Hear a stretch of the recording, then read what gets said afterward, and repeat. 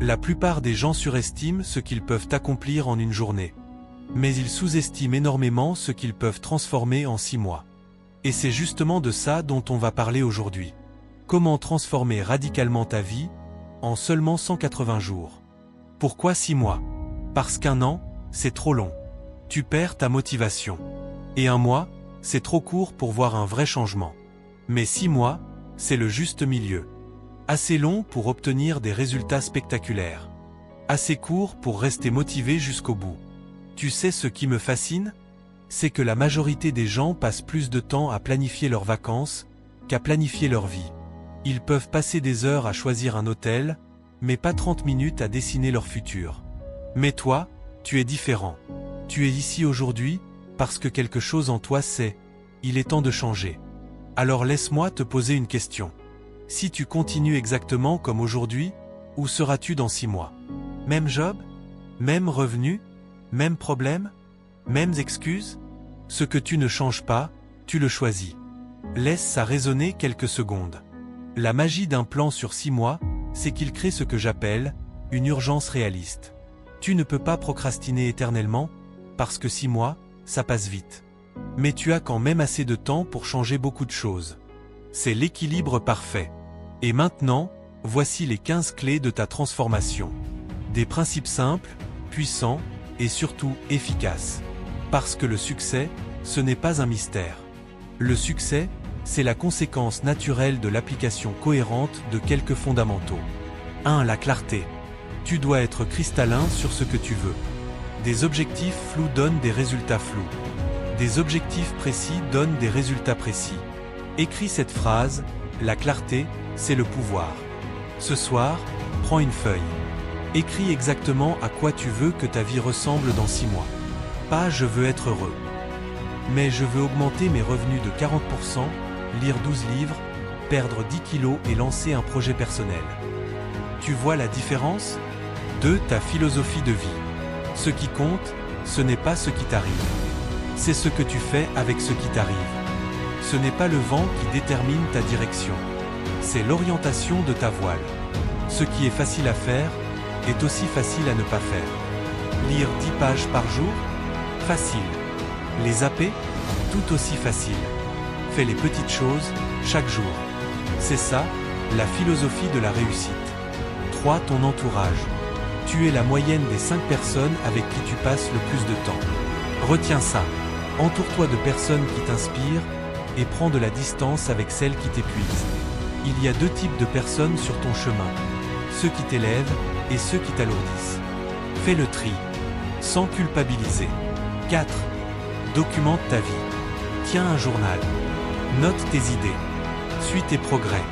Un petit ajustement quotidien peut créer une transformation colossale en 6 mois. Exemple, lire 10 pages par jour égale 1800 pages en 6 mois égale 6 à 7 livres. Imagine ce que ces livres peuvent faire pour toi. 5. Investis en toi. L'éducation formelle donne un revenu. L'auto-éducation donne une fortune. Beaucoup dépensent 100 € pour un resto, mais hésitent à mettre 100 € dans un séminaire ou un livre qui peut changer leur vie. Fais l'inverse. Investis dans ce qui t'élève. 6. Le miracle de l'incrément. Améliore-toi de 1% par jour. Dans 6 mois, tu seras 180% meilleur. Les petits pas font les grandes victoires. 7. Des objectifs qui font peur. Si tes objectifs ne te font pas un peu peur, c'est qu'ils sont trop petits. Vise grand. Puis, divise ces grands objectifs en petites actions quotidiennes. Le succès, c'est ce que tu fais chaque jour, pas de temps en temps. 8. Ton environnement. Ton environnement peut t'inspirer ou t'épuiser. Range ton bureau. Organise ton espace. Crée un endroit qui te donne de l'énergie. Tu ne peux pas changer ta destination en une nuit, mais tu peux changer ta direction dès ce soir. 9. Tes standards. La vie s'ajuste à tes standards. Attends-toi à plus de toi-même. Refuse la médiocrité. Dans tes relations, ta santé, ton travail, ton quotidien. Plus tu t'attends à de l'excellence, plus tu la créeras. 10. Tes rituels. Ce que tu fais tous les jours t'impacte plus que ce que tu fais de temps en temps. Commence par te lever 1 heure plus tôt. Ça fait 180 heures en plus en 6 mois. C'est l'équivalent de 4 semaines de travail en plus, offertes par toi à toi. Utilise-les bien. 11. La responsabilité. Trouve un partenaire d'engagement. Quelqu'un à qui rendre des comptes. On fait plus d'efforts pour ne pas décevoir les autres que pour soi-même. Utilise cette vérité à ton avantage. 12. La résilience. Tu vas tomber. Ce n'est pas du pessimisme. C'est la réalité. Mais le vrai succès, ce n'est pas de ne jamais tomber. C'est de se relever une fois de plus que ce que la vie t'impose. 13. Le focus. Là où va ton focus, va ton énergie. Ne sois pas juste occupé. Sois productif. La motivation te lance, mais les habitudes te portent jusqu'au bout. 14. La gratitude. Commence chaque journée en écrivant 3 choses pour lesquelles tu es reconnaissant. 3x 180 égale 540 moments de gratitude. Ce que tu apprécies prend de la valeur. 15. La contribution. Le succès sans contribution, c'est un vide masqué. Ajoute de la valeur à la vie des autres. Plus tu apportes, plus tu deviens précieux. Et n'oublie jamais, ton revenu ne dépassera que rarement ton niveau de développement personnel.